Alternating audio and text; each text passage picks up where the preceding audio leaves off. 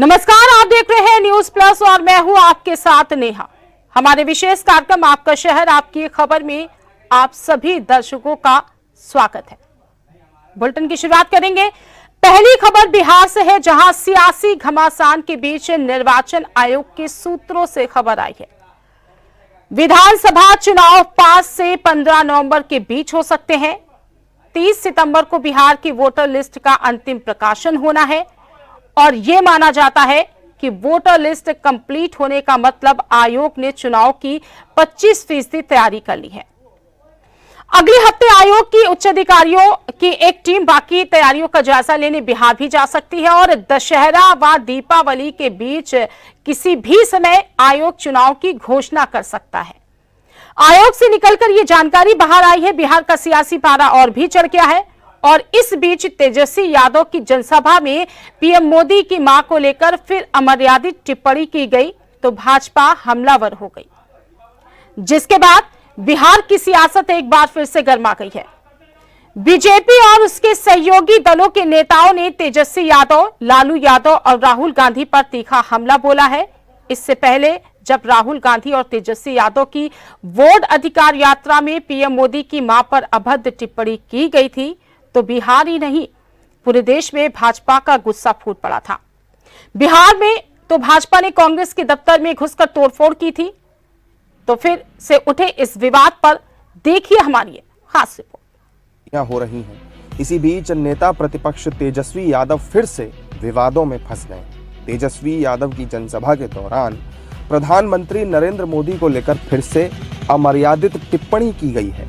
इस घटना को लेकर बीजेपी ने कड़ी नाराजगी जाहिर करते हुए पटना के गांधी मैदान थाने में शिकायत भी दर्ज कराई है। वहीं इस घटना के बाद बीजेपी और उसके सहयोगी दलों के नेताओं ने तेजस्वी और राहुल गांधी पर जमकर हमला किया है। लोग गाली दे रहे हैं और ये आनंद उठा रहे हैं।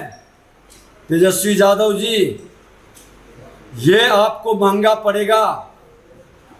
आप अपने पिता से जो लुखेरागिरी सीखे हैं, बिहार की जनता इसका जवाब देगा। तेजस्वी जी के मंच से ये होने के बाद मुझे अटपटा नहीं लगा। मुझे लगा कि ये राहुल गांधी और तेजस्वी दोनों में कोई अंतर नहीं। और लालू जी के जमाने में जो बदतमीजी हुआ करता था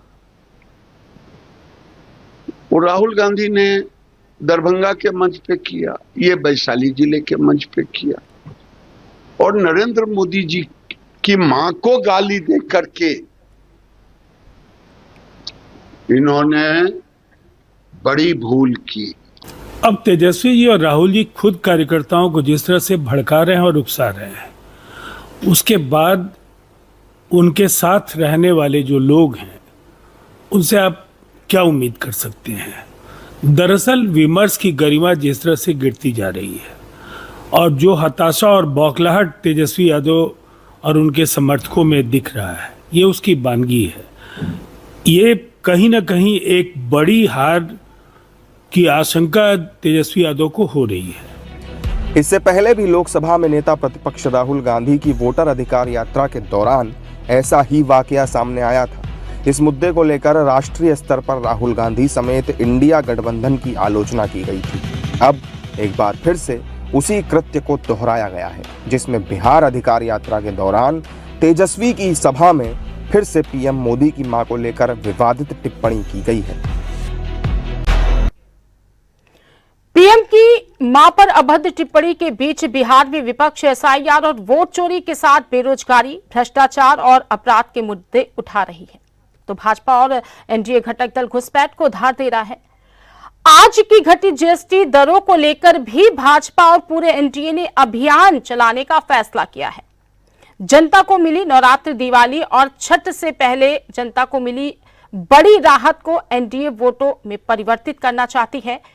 पिछले दिनों प्रधानमंत्री मोदी ने कई दौरे कर बिहार को हजारों करोड़ की सौगात दी तो मुख्यमंत्री नीतीश ने ताबड़तोड़ एक के बाद एक घोषणाएं कर डाली, जिसमें उन्होंने हर वर्ग को कुछ ना कुछ दिया है।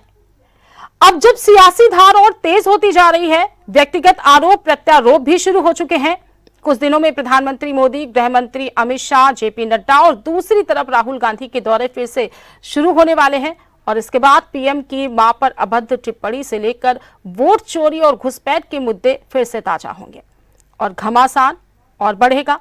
और इस बीच चुनावी दौरे पर निकले जन स्वराज के संस्थापक प्रशांत किशोर ने नालंदा में मुख्यमंत्री नीतीश कुमार पर तंज कसा है। पीके ने कहा कि नालंदा में बाकी जिलों के मुकाबले ज्यादा विकास जरूर हुआ है, लेकिन यहां भी भ्रष्टाचार और पलायन की स्थिति है। उन्होंने यह भी कहा कि नीतीश कुमार को 20 साल मौका मिला, लेकिन अब वो शारीरिक और मानसिक रूप से थक चुके हैं। तो आइए सुनते हैं पीके ने इस दौरान क्या कहा। सड़क बिजली की स्थिति दूसरे जिलों के मुकाबले नालंदा में बेहतर है, लेकिन शिक्षा, रोजगार और भ्रष्टाचार ये जो बिहार की मूल समस्या है, शिक्षा की स्थिति नालंदा में भी उतनी ही बुरी है जितने दूसरे जिलों में है। यहाँ पर लोगों के लिए बेरोजगारी, पलायन इतना ही बड़ा मुद्दा है जितना मधुबनी, सुपौल में है और भ्रष्टाचार भी नालंदा में उतना ही है जितना दूसरे जिलों में है। तो नीतीश कुमार का गृह जिला है, इसका मतलब ये नहीं है कि यहाँ शराब नहीं बिक रहा है, इसका मतलब ये नहीं है कि यहाँ पुलिस में, थाना में पंचायत में लोग घूस नहीं ले रहे हैं। इसलिए लोगों ने ये तय किया है और नीतीश कुमार को 20 वर्ष अवसर मिला है, उनसे जो बन पड़ा वो किए। अब जो नीतीश कुमार हैं वो शारीरिक, मानसिक तौर पर थके हुए नीतीश कुमार हैं। अब नालंदा की जनता को दिख रहा है कि अगर इसके आगे की तरक्की चाहिए तो आपको जन चुनाव चाहिए, नई व्यवस्था चाहिए, वो व्यवस्था चाहिए जिसमें सड़क, बिजली से आगे लोगों के बच्चों के पढ़ाई और रोजगार की गारंटी हो। इसलिए लोगों को जन चुनाव चाहिए। और इसी दौर में बिहार में सियासी दंगल के बीच लालू यादव के परिवार से बगावत का एक और सुर निकला है। तेजस्वी के करीबी राजद सांसद संजय यादव के बयान पर तेजस्वी की बहन रोहिणी आचार्य ने तीखी प्रतिक्रिया दी है। बड़े बेटे तेज प्रताप यादव की बगावत के बाद अब बेटी रोहिणी आचार्य ने भी बगावती तेवर अपना लिए हैं। रोहिणी आचार्य ने एक्स हैंडल पर पोस्ट करते हुए साफ तौर पर कहा है कि उन्हें किसी तरह के राजनीतिक पद की जरूरत नहीं है, उनके लिए उनका आत्मसम्मान सर्वोपरि है। और साथ ही उन्होंने ये भी कहा कि वो एक बहन के तौर पर भाई और पार्टी के लिए काम करती रहेंगी। तो देखिए ये report. RJD supremo Lalu Prasad Yadav का परिवार इस समय गहरे विवाद में फंसता दिखाई दे रहा है। पहले बड़े बेटे तेज प्रताप यादव की बगावत के बाद अब बेटी रोहिणी आचार्य ने भी बगावती तेवर अपना लिए। रोहिणी आचार्य ने अपने भाई और नेता प्रतिपक्ष तेजस्वी यादव के करीबी राज्यसभा सांसद संजय यादव पर निशाना साधा है। रोहिणी ने अपने एक्स हैंडल पर पोस्ट किया कि मैंने एक बेटी और बहन के तौर पर अपना कर्तव्य एवं धर्म निभाया है और आगे भी निभाती रहूंगी। मुझे किसी पद की लालसा नहीं है और न ही मेरी राजनीतिक महत्वाकांक्षा है। मेरे लिए मेरा आत्मसम्मान सर्वोपरि है। रोहिणी आचार्य के इस बयान के बाद साफ है कि लालू परिवार में बगावत की गूंज तेज हो गई है और इसका फायदा सत्ता पक्ष के नेता लेते नजर आ रहे हैं। बीजेपी और उसके सहयोगी दलों के नेताओं ने रोहिणी की पोस्ट पर कहा है कि अब वक्त आ गया है जब जंगल राज का अंत होगा। देखिए, उन लोग का ये घरेलू मैटर है और ये तो होना ही था उन लोग के बीच। अभी उनके लालू प्रसाद जी के बड़े बेटे हैं, वो भी अपने परिवार से बगावत किए हुए अलग रहते हैं, परिवार से हट के रहते हैं। ना परिवार से मिलना है, ना उनका किसी फंक्शन हो या कुछ हो उसमें जाना है। तो ये सब तो होना ही है ना। अरे ठीक है, उसमें कोई दो मत नहीं कि उन्होंने अपने पिता को कहीं ना कहीं उनकी जब स्वास्थ्य लालू यादव जी का जब स्वास्थ्य ठीक नहीं था तो उन्होंने अपना बेटी होने का कर्तव्य 100% निभाया, उनका सम्मान है।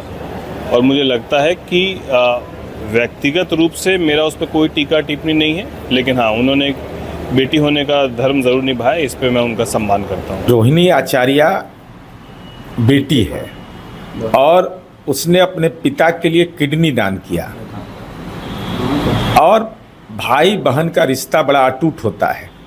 अपने भाई के राजनीतिक पीड़ा को भी सार्वजनिक रूप से ट्वीट के माध्यम से व्यक्त किया। गेंद लालू जी आपके पाले में है, आप उस परिवार के मुख्य न्यायाधीश हैं।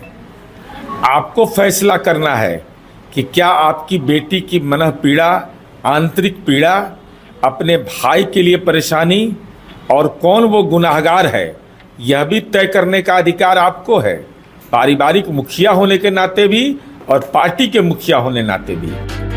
रोहिणी आचार्य की पोस्ट को लेकर कांग्रेस प्रवक्ता सुरेंद्र राजपूत ने कहा है कि परिवार सबके हैं और सभी के परिवारों में खटपट होती है। इस मामले पर राजनीति करना ठीक नहीं है। देखिए, लालू यादव जी का और आरजेडी का आंतरिक मामला है और भाई बहन और पिता और माता जी मिल करके अगर कहीं कोई विवाद है तो उसको संवाद के जरिए हल कर लेंगे। इस विवाद में भारतीय जनता पार्टी पानी डालने का काम अगर नहीं कर सकती तो कम से कम पेट्रोल डालने का काम ना करे अपने सहयोगी लोगों के द्वारा।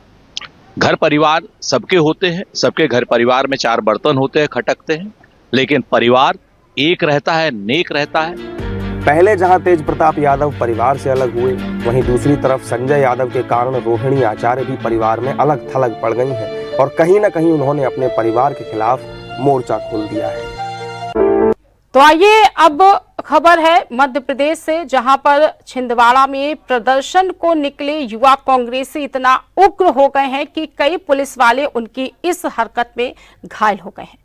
पुलिस ने इस मामले में युवक कांग्रेस के 11 नामजद नेताओं समेत कई अज्ञात कार्यकर्ताओं के खिलाफ मुकदमा लिखा और कुछ लोगों को हिरासत में भी लिया है। वहीं पुलिस का ये कहना है कि वीडियो फुटेज देखकर प्रदर्शन में शामिल नेताओं और कार्यकर्ताओं को चिन्हित किया जा रहा है और जल्द ही सभी को गिरफ्तार कर जेल भेजा जाएगा। दरअसल प्रदेश नेतृत्व ने पूरे प्रदेश में वोट चोरी को लेकर विरोध प्रदर्शन की घोषणा की थी और इस पर सभी जगह कांग्रेसियों ने उग्र प्रदर्शन किए। छिंदवाड़ा में भी युवक कांग्रेस का गुस्सा सड़कों पर दिखा। यहां युवक कांग्रेस का प्रदर्शन हिंसक हो गया। प्रदर्शन के दौरान शहर के फव्वारा चौक पर पुतला दहन के दौरान बड़ा हादसा भी हो गया। युवक कांग्रेसी पुतला दहन के साथ उग्र नारेबाजी कर रहे थे और पुलिस आग बुझाने पहुंची, तभी किसी कांग्रेसी ने अचानक उस पर पेट्रोल डाल दिया। इससे आग की लपटें और भी ज्यादा बेकाबू हो गई। आग बुझा रहे सब इंस्पेक्टर नारायण बघेल और प्रधान आरक्षक युवराज रघुवंशी आग की चपेट में आकर बुरी तरह से झुलस गए। आरक्षक विकास बैस और सागर डेरिया को भी मामूली चोटें आई इस दौरान और सभी घायलों को तुरंत जिला अस्पताल ले जाया गया, जहां उनका इलाज चल रहा है। आग बढ़ते देख पुलिस ने फायर ब्रिगेड को बुलाया। फायर ब्रिगेड जवानों ने आग बुझाई, जिसके बाद पुलिस ने राहत की सांस ली है। छिंदवाड़ा युवक कांग्रेस अध्यक्ष गोलू पटेल ने कहा कि अपने प्रदेश नेतृत्व के निर्देश पर वो लोग प्रदर्शन कर रहे थे।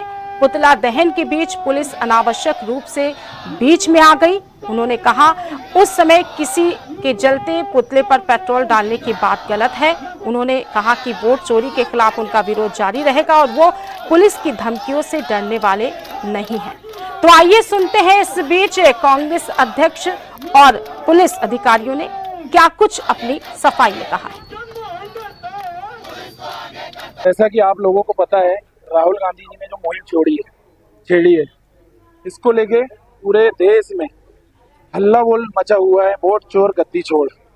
और ये निकम्मी सरकार ना ये कुछ बात कर रहे हैं, ना ये सामने आ रहे हैं, ना कुछ कर रहे हैं। तो इसलिए यूथ कांग्रेस के नेता होने के नाते हम लोगों को माननीय कमलनाथ जी, माननीय नकुलनाथ जी का निर्देश प्राप्त हुआ कि तुम पूरे जिले में यूथ कांग्रेस की टीम के साथ मिलकर नरेंद्र मोदी और चुनाव आयोग का पुतला दहन करो और पूरे युवाओं को जगाओ। जब तक पूरे देश का युवा रोड पे नहीं आएगा तब तक न निकम्मी सरकार हटेगी, न ये कुछ होगा। तो वहीं दूसरी तरफ इस मामले को लेकर पुलिस ने घटना को गंभीर बताया और कड़ी कार्रवाई के लिए कहा है। कोतवाली टीआई आशीष ध्रुवे ने कहा है कि कांग्रेस कार्यकर्ताओं का तरीका अच्छा नहीं था। जिस समय पुलिस के लोग आग बुझा रहे थे, किसी कार्यकर्ता ने उस पर ज्वलनशील पदार्थ डाल दिया, जिसके चपेट में आकर वो झुलस गए। उन्होंने ये भी कहा कि निश्चित रूप से ये हरकत करने वालों के खिलाफ कार्रवाई की जाएगी। तो आइए सुनते हैं इस दौरान उन्होंने क्या कुछ कहा।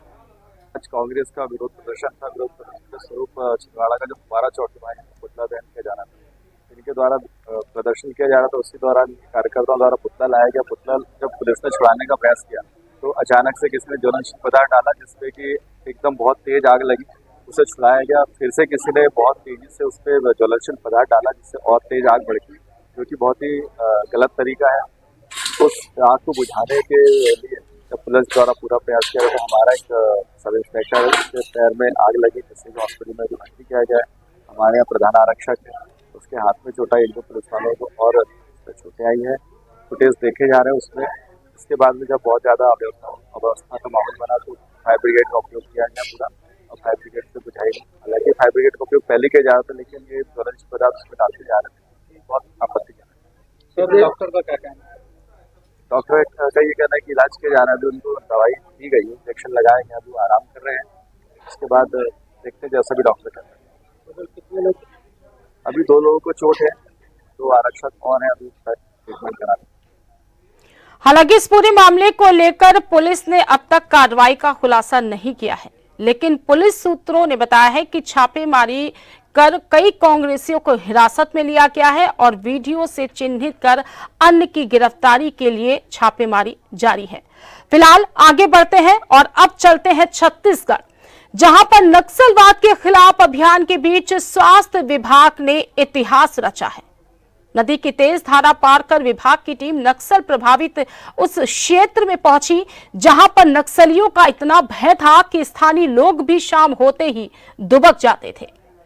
नक्सलियों का डर समाप्त हुआ तो स्वास्थ्य विभाग की टीम बस्तर संभाग के दूरस्थ क्षेत्र अबूझमाड़ से लगे ग्राम कोंडे तक पहुंच गई और स्वास्थ्य विभाग की टीम इंद्रावती नदी में स्वयं नाव चलाकर गांव पहुंची।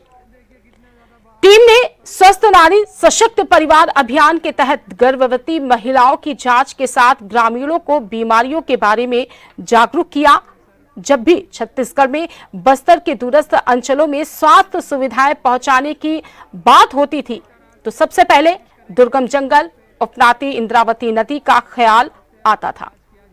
नदी से ज्यादा जंगल इसलिए खतरनाक माने जाते थे क्योंकि वहां छिपे नक्सलियों की गोली कभी भी सीना छल्ली कर सकती है। बरसात के मौसम में दुर्गम गांवों तक पहुंचना बेहद ही जोखिम भरा होता है। प्रदेश में नक्सल के खिलाफ अभियान को सफलता मिली और नक्सली बैकफुट पर आए तो इनका डर भी कम हुआ। नक्सली जब खुद शांति वार्ता और मुख्य धारा से जुड़ने की बात करने लगे तो स्वास्थ्य विभाग के कर्मचारियों ने भी हिम्मत दिखाना शुरू कर दिया। मुख्यमंत्री विष्णुदेव साय के नेतृत्व और स्वास्थ्य मंत्री श्याम बिहारी जायसवाल के मार्गदर्शन में प्रदेश के स्वास्थ्य कर्मियों ने कर्तव्य को सर्वोपरि रखकर लोगों की जान बचाने का फैसला किया। उन्होंने नक्सल प्रभावित इलाकों में स्वास्थ्य सेवाएं पहुंचाने के लिए कमर कस ली और अब कांकेर, बीजापुर, सुकमा और दंतेवाड़ा जैसे क्षेत्रों में गुणवत्तापूर्ण स्वास्थ्य सुविधाएं पहुंचने लगी हैं।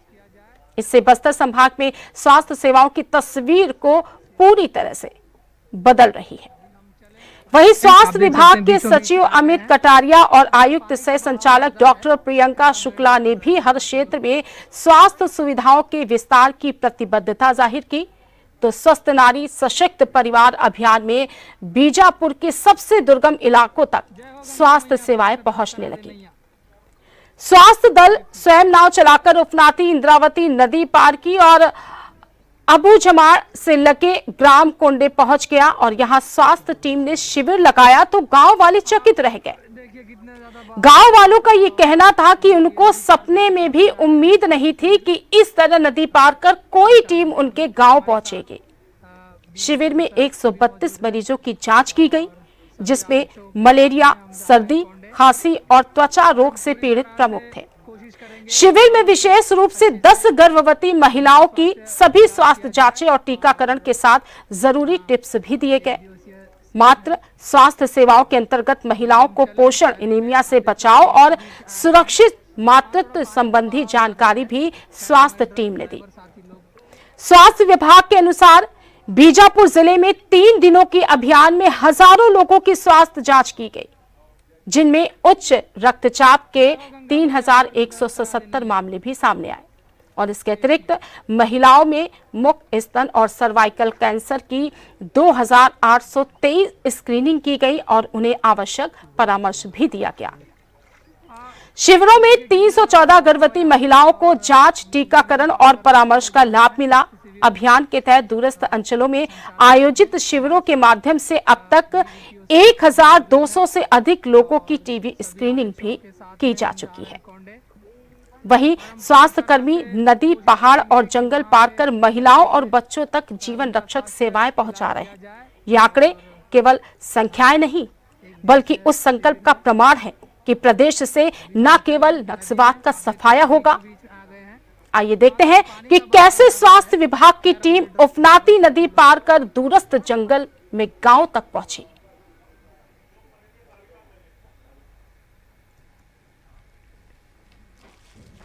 जय हो गंगा मैया, पार करा दे नैया सेफली।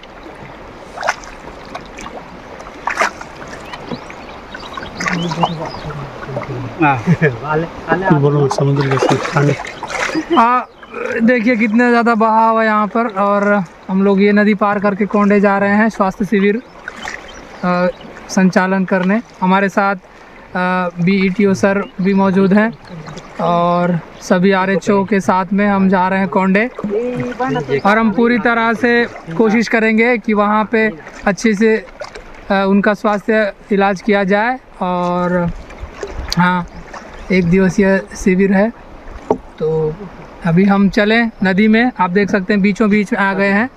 हाँ, थोड़ा पानी का बहाव ज़्यादा है, खैर हमारे ड्राइवर साथी लोग।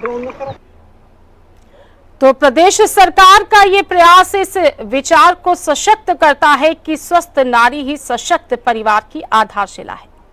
बस्तर संभाग में जिस तरह स्वास्थ्य विभाग सक्रिय हुआ, उससे नई उम्मीदें जागी हैं। लोगों को अब विश्वास होने लगा है कि प्रदेश में नक्सलवाद दम तोड़ रहा है। फिलहाल आगे बढ़ते हैं और अगली खबर उत्तर प्रदेश के कासगंज से है, जहां पर हिट एंड रन का मामला सामने आया है, जिसमें 2 किशोरों की दर्दनाक मौत हो गई। वही घटना का दर्द पुलिस और स्वास्थ्य महकमे की असंवेदनशीलता ने और बढ़ा दिया है, जिसको लेकर ग्रामीणों में न केवल आक्रोश है, बल्कि हर व्यक्ति अफसरों को कोस भी रहा है। कासगंज सदर कोतवाली के घोरा बाईपास मार्ग पर अनियंत्रित तेज रफ्तार बोलेरो ने सड़क किनारे खड़े बाइक सवार किशोरों को रौंद दिया और हादसे में 2 किशोरों की मौके पर ही दर्दनाक मौत हो गई, जबकि एक किशोर व बोलेरो सवार एक वृद्ध गंभीर रूप से इस दौरान घायल हुए हैं। बताया गया कि सुन्नगढ़ी थाने के गांव गणेशपुर निवासी अजीत सिंह का 13 साल का बेटा शोहित कासगंज के गड़ी अड्डे पर स्थित केडी पब्लिक स्कूल में कक्षा 5 का छात्र था और स्कूल के हॉस्टल में ही रहता था। वो हॉस्टल से 2 दिन पहले ही गांव बहड़िया निवासी बुआ बेदवती के यहां आया था और आज सुबह शोहित अपने फुफेरे भाई 17 वर्षीय सुरजीत और गांव के ही 17 वर्षीय भूरे के साथ बाइक से गोराह गया था। वापस आते समय रास्ते में गांव नगला बंजारा के पास बाइक रोककर सड़क किनारे खड़े थे और तभी सामने से आ रही अनियंत्रित बोलेरो कार ने तीनों को रौंद दिया। वहीं हादसे में शोहित और सुरजीत की मौके पर ही दर्दनाक मौत हो गई, जबकि भूरे और बोलेरो सवार वृद्ध राजवीर सिंह गंभीर रूप से इस दौरान घायल हुए हैं।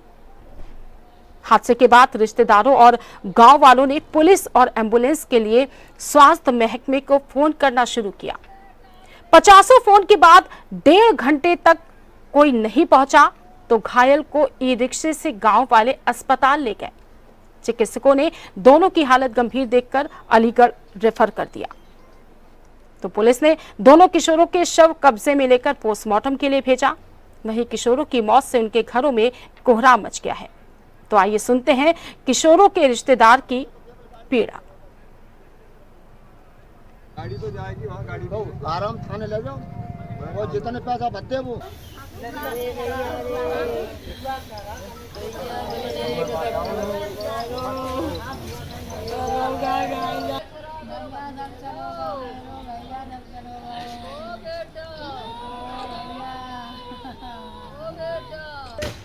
मेरा आशीष गांधी नाम है। तो आप पोस्टमार्टम आए, क्या मामला है? जे आज सुबह प्रातकालीन ग्राम बहड़िया में जो पूर्व प्रधान राय सिंह है, उनके नाती अपने 2 अन्य साथियों के साथ खेत पर टहलने के लिए गए थे।